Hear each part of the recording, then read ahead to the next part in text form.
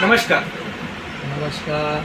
मेरा नाम नीलेश है और आज हम मिलने वाले हैं एक सबसे एकदम प्रसिद्ध बिजनेसमैन जो अप्लायंसेस मास्टर के ओनर है, देवेंद्र द्विवेदी सर। नमस्कार। हेलो सर, मेरा नाम नीलेश है सर। मैं आपका एक फैन ही हूँ। आपका जो यूट्यूब चैनल है, आपको पिछले महीने 20 अप्रैल को अवार्ड मिला था। ये तो जो आपने अवार्ड लगाए हैं सर, वो अवार्ड आपको महाराष्ट्र रत्न पुरस्कार जो अवार्ड जो मिला है, मतलब बहुत कम लोगों को ऐसा अवार्ड मिलता है। उसके बाद जो महाराष्ट्र उद्योग गौरव पुरस्कार का अवार्ड है, बहुत लोगों को कम से कम, मतलब सामान्य आदमी जो होता है, जिसके पास कुछ नहीं है, जो जीरो से शुरुआत करना चाहता है, वो बिजनेस कैसा कर सकता है। इन्होंने जो क्वेश्चन पूछा वो हर एक सामान्य आदमी का क्वेश्चन है। दोस्तों, अगर आप लोग कोई भी आदमी बिजनेस करना चाहते हैं तो जरूरी नहीं कि बिजनेस के लिए आपके पास लाखों रुपए हो या करोड़ों रुपए हो तो ही आप बिजनेस कर सकते हो। बिजनेस करने का सबसे अच्छा तरीका है, जो चीज़ आपको पसंद हो, वो दुकान हो या फैक्ट्री हो या कंपनी हो, उसमें पहले आप काम कीजिए, आप सीखिए। जब आप काम सीख जाएंगे तो आपको ऑटोमेटिक आइडिया आ जाएगा कि कौन सा प्रोडक्ट में कितने में आता है, उसमें मार्जिन कितना है, उसमें प्रॉब्लम्स क्या आते हैं और वो प्रोडक्ट कहाँ से आता है। डीलर से आपकी पहचान हो जाएगी, डिस्ट्रीब्यूटर से पहचान हो जाएगी, सर्विस वालों से पहचान हो जाएगी और आपको ऑटोमेटिकली एक रास्ता मिलेगा। अगर 2-3 साल आप कहीं पे भी काम सीखते हैं, थोड़ा बहुत आपको पैसे का भी आइडिया आ जाएगा और तब तक आपको समझ में आ जाएगा कि आपको एक छोटा सा व्यापार किस तरह से शुरू कर सकते हैं। तो अगर आपके पास में एक्सपीरियंस है, अगर आप कोई भी चीज़ काम सीख गए हैं, तो बिजनेस करना पैसे का काम नहीं है। आप धीरे धीरे छोटे बिजनेस से भी आप शुरुआत कर सकते हैं।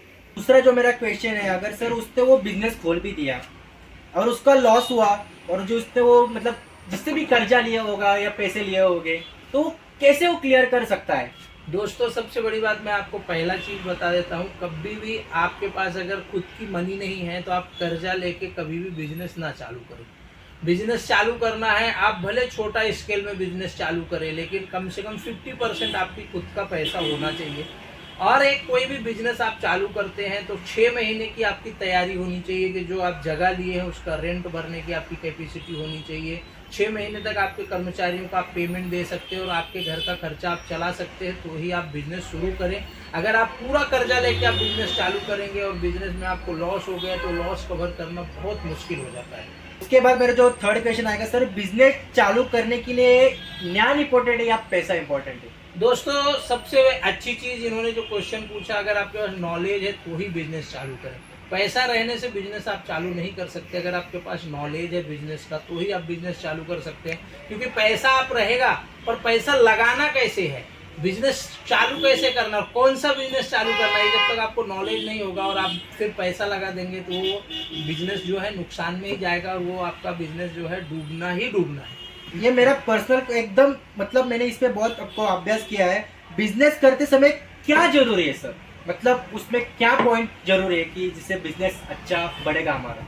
बिजनेस बढ़ाने का सबसे अच्छा तरीका है कि आप जहाँ पे भी बिजनेस को चालू करते हैं, अगर आपका कोई शोरूम है या कंपनी है या कोई ऐसी चीज़ है कि जो व्यापार जो है ज़्यादा चल सकता है, लेकिन कौन सा चीज़ का व्यापार करते हैं उसके लिए आपको ज़रूरी है कस्टमर, पब्लिक। अगर आप कोई शोरूम चालू करते हैं तो आपको जहाँ पे चौराहा हो या पब्लिक का आना जाना हो वहाँ पे चालू करें। फैक्ट्री अगर कोई चीज़ की डालते हैं तो उस चीज़ की उस एरिया में ज़रूरत हो, या फिर जैसे कोई पर्टिकुलर आप बुक्स का स्टॉल डालते हैं या आप खाने पीने की चीज़ें डालती हैं तो ये आपको उस जगह में डालना, जैसे कॉलेज हो गया, कैंटीन हो गया, ऐसे जगह में जहाँ पे कि लोगों का आना जाना हो। हॉस्पिटल के सामने हो गया, खाने पीने की चीज़ें डाल सकते हैं। स्कूल कॉलेज के सामने आप बुक्स की डाल सकते हैं। जहाँ पे स्पोर्ट वगैरह होता है वहाँ पे आप ड्रेस वगैरह की डाल सकते हैं। स्कूल के पास भी ड्रेस की आप दुकान डाल सकते हैं। या जैसे कंपनी है तो कंपनियां जो रहती है वो कहीं पे भी चलती है, क्योंकि उसका जो मैन्युफैक्चर यूनिट है वो आप कहीं पे भी डाल सकते हैं। वहाँ से आपको ट्रांसपोर्ट वगैरह की सुविधा होनी चाहिए। तो बिजनेस खोलने के पहले आपको जगह जो है उसका सर्वे करना बहुत जरूरी है। सर बिजनेस कितने दिन में सेटल होता है। दोस्तों, बिजनेस सेटल होने के लिए देखिए, अगर आप कोई भी बिजनेस स्टार्ट करते हैं तो आप हमेशा ध्यान रखो 6 महीने का आपके पास जो भी जगह है उसका रेंट भरने की कैपेसिटी होनी चाहिए। आपके घर के खर्चे चलाने के लिए आपके पास पैसा होना चाहिए, और जो आपके शोरूम में या आपके कंपनी में माल है उसका पैसा आपके पास होना चाहिए। और उस हिसाब से आपको आपका मार्केटिंग और आपका जो कहना चाहिए कि सेल्स या कस्टमर के साथ रिलेशन है वो आपको डेवलप करना है। कम से कम 6 महीने कोई भी बिजनेस को सेटल होने को लगता है और 3 साल में कोई भी बिजनेस अच्छी तरह से सेट हो जाता है। सर एक मेरा लास्ट क्वेश्चन रहेगा, क्योंकि वीडियो भी ज़्यादा लंबा होगा तो ऑडियंस को भी थोड़ा सा पसंद नहीं आएगा। जो मैंने आपको दूसरा क्वेश्चन किया था सर, अगर उसने वो बिजनेस खोल के लिया, उसका लॉस हुआ तो उसका कर्जा वो कैसे बढ़ा, आपने उसका जवाब भी अच्छे तरह से दिया कि उसको 6 महीने का उसको सब सेटलमेंट रहना चाहिए। पर सर अगर उसका 6 महीने में अगर बिजनेस हुआ तो उसका लॉस हो गया, तो एक वो इसके मन में एक जिद भरी रहती है, मतलब एक डर भरा रहता है कि वो 6 महीने के बाद मेरा इतना बड़ा लॉस हुआ है तो मैं आगे क्या करूँगा, फिर से मैं बिजनेस करूँ या ना करूँ। देखो दोस्तों, दुनिया में बिजनेस ही एक ऐसी चीज़ है जिससे आप कितना बड़ा भी काम कर सकते हैं। और अगर नुकसान हुआ तो देखो, मैं आपको बोलता हूँ बिजनेस का ही एक पार्ट है। कभी फ़ायदा होता है, कभी नुकसान होता है, कभी आप थोड़ा कमाते हैं और बिजनेस आपका स्केल कर गया, बढ़ गया तो आप करोड़ों में खेलते हैं। आप लोगों ने देखो धीरू भाई अंबानी के बारे में तो सुना है, इंडिया के मोस्ट जो है कहना चाहिए इंडस्ट्रियल थे, लेकिन उन्होंने ज़िंदगी की शुरुआत कैसे की थी? वो दूसरे कंट्री में जाके पेट्रोल बेचते थे। उसके बाद उन्होंने धीरे धीरे जो है बिजनेस शुरू किया और आज देखते हैं कि रिलायंस जो है इंडिया की सबसे बड़ी कंपनी है। तो बिजनेस में नुकसान होना, फ़ायदा होना, ये अगर आप रिस्क नहीं ले सकते तो आप बिजनेस नहीं कर सकते, क्योंकि बिजनेस जो है वो कैलकुलेटेड, अगर रिस्क आप लेंगे कि उसमें नुकसान भी हो सकता है, वो एक फैक्टर है। क्योंकि कोई भी आपने बिजनेस कब स्टार्ट किया और आपको क्या क्या परेशानी आई बिजनेस स्टार्ट करते समय, आप कैसे डटे रहे और कैसे टिके रहे उसमें, जिससे आपके ये जो 2 अवार्ड आपको देखने को मिलेंगे, हमको देखने को मिल रहा है कि महाराष्ट्र रत्न और महाराष्ट्र उत्तर गौरव, उसके बारे में हमको थोड़ा सा डिटेल्स हमारे ऑडियंस को भी दीजिए, क्योंकि जानना वो भी जरूर मतलब पसंद करेंगे। दोस्तों, मेरा परिवार या हम लोग कोई बिजनेसमैन नहीं है। मैं एक्चुअली ब्राह्मण हूँ और मैं एमपी से हूँ। तो मैं 2001 में पुणे में आया था, 150 रुपये लेके बगैर टिकट का आया था। हम लोग शुरुआत में ऐसे ही पेपर में ऐड देखे कि मार्केटिंग जो है, उसमें से हम लोग मार्केटिंग का ग्रुप ज्वाइन किए और हम शुरुआत में फाइल लेके डोर टू डोर जाते थे और लोगों को फाइल के ऊपर दिखा के प्रोडक्ट बुक करते थे और उसी से हमको धीरे धीरे एक्सपीरियंस आ गया। उसके बाद हमने एग्जीबिशंस वगैरह चालू किए, जो बड़े बड़े एग्जीबिशंस रहते उसमें ऑर्गेनाइज करने लगे, स्टॉल लगाने लगे। उसके बाद 2006 में हमने मेरा पहला शोरूम जो है करवे नगर में काकड़े सिटी में चालू किया और वो शोरूम जो है कम से कम 1-1.5 साल तक बहुत संघर्ष करने के बाद जो है धीरे धीरे जो है फार्म में आने लगा। उसके बाद हमने दूसरा शोरूम खोला, बाद में वो हमने शोरूम मेरे भाई को दे दिया, फिर हमने फिर से तीसरा शोरूम खोला। तो कहने का मतलब है कि हमने कभी हार नहीं मानी, एक के बाद एक बिजनेस जो है हम करते गए। आज हमारे पास काम किए हुए कम से कम 10 से 12 लोग खुद का बिजनेस कर रहे हैं। मेरी आदत है, मैं कैसा है कि जो आप हमारे अंदर नॉलेज है उसको मैं बढ़ाने के लिए दूसरों की मदद करता हूँ और मेरी एक ही चीज़ है कि अगर मेरे साथ कोई आदमी काम करता है तो उसको मैं ऐसी चीज़ें सिखाता हूँ जो एक बिजनेस से रिलेटेड वो आगे डेवलप कर सके। और दोस्तों, हमेशा एक ही चीज़ ध्यान रखो, जिद अगर है आपके अंदर और ईमानदारी से आप मेहनत करते हो तो आप कोई भी चीज़ के अंदर जो है, कोई भी बिजनेस रहने दो, आप सफल हो जाएंगे। ये भी आपके पर्सनल लाइफ का ये भी मेरे को पूछना नहीं चाहिए। 2021 या 22 में आपकी दुकान पे जो आग लगी थी, 2022 में, ठीक है, 2022 में जो आपके आग लगी थी दुकान पे, कम से कम 40 से 50 लाख रुपए जो नुकसान हुआ, इंश्योरेंस, तब उस टाइम की मनस्थिति कैसी थी और आपने वो कैसा मतलब आपने एनालाइज किया खुद को और फिर से एकदम दुकान फिर से सेट किया? दोस्तों, कभी भी ध्यान रखो, अगर आपके ऊपर मुसीबत आती है तो तत्काल आप कोई निर्णय मत लो। और एक चीज़ मैं बताता हूँ, कोई भी सगा संबंधी उस टाइम में आपको तत्काल न पैसे देंगे न कुछ भी। कोई भी विपद आए उससे निकलने का सबसे आसान तरीका है थोड़े दिन आप शांत हो जाओ। शांत हो जाएंगे तो धीरे धीरे रास्ते खुद ब खुद चल के आते हैं और आपको नए नए रास्ते दिखने लगते हैं और मदद करने वाले लोग भी आते हैं। तो कभी भी कोई भी मुसीबत आए तो उसका डट के मुकाबला करो, उसमें से घबरा के भागने का नहीं। संघर्ष ही जीवन है और संघर्ष करोगे तो जीवन में सफलता जरूर मिलेगी। एकदम बढ़िया। पर सर हर कोई आपके जैसा ही नहीं होता कि इतना संघर्ष जो करेगा।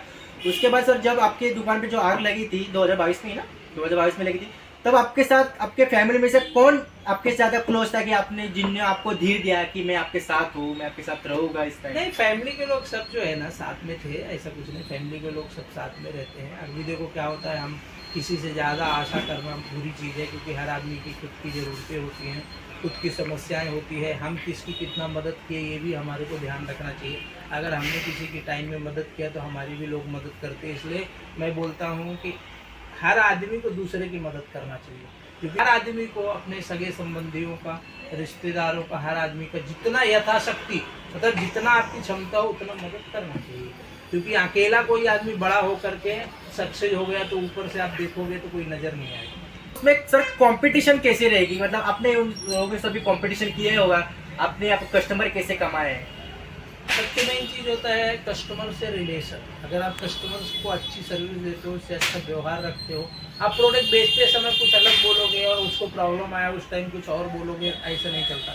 हम कभी भी किसी भी कस्टमर को कोई भी प्रोडक्ट बेचते हैं तो पहला तो कम्पिटिटिव प्राइस में देते हैं, कोई 4 जगह जाके पूछे तो भी उसको प्राइस में फ़र्क ना आए।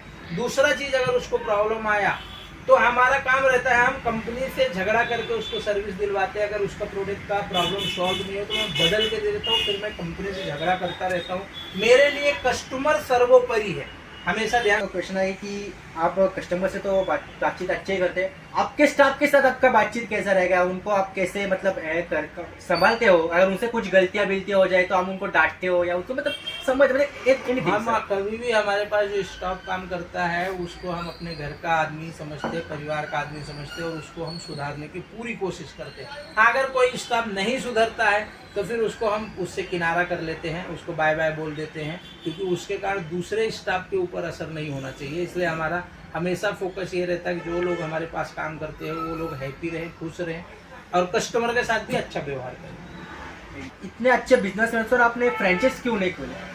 फ्रेंचाइज खोलने का एक्चुअली हमारे पास में ऑफर तो बहुत आए, लेकिन फ्रेंचाइज खोलने के लिए आपके पास घर की टीम होना चाहिए।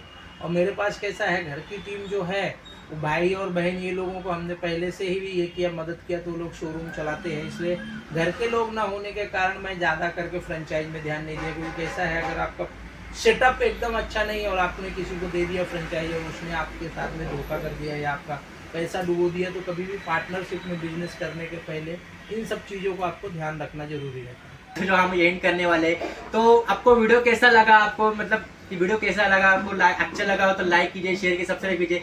क्योंकि मैं बहुत दिन से देवेंद्र सर द्विवेदी इतने बड़े बिजनेसमैन से मिलना चाहता था। बिजनेसमैन के बारे में तो इनको टफ मेरे को मतलब मैंने इतने सारे बिजनेसमैन से जो मुलाकात ली है तो इसके जैसा मैंने अभी तक बिजनेसमैन नहीं दिया। क्योंकि हर कोई लाइफ के बारे में अपना पर्सनल लाइफ बताते हैं नेट पर, सर ने हमारे देवेंद्र सर द्विवेदी। कैसा लगा वीडियो, कैसा लगा हो तो लाइक कीजिए, शेयर कीजिए, सब्सक्राइब कीजिए। मिलेंगे नेक्स्ट वीडियो में, तब तक के लिए जय हिंद, जय महाराष्ट्र, जय श्री।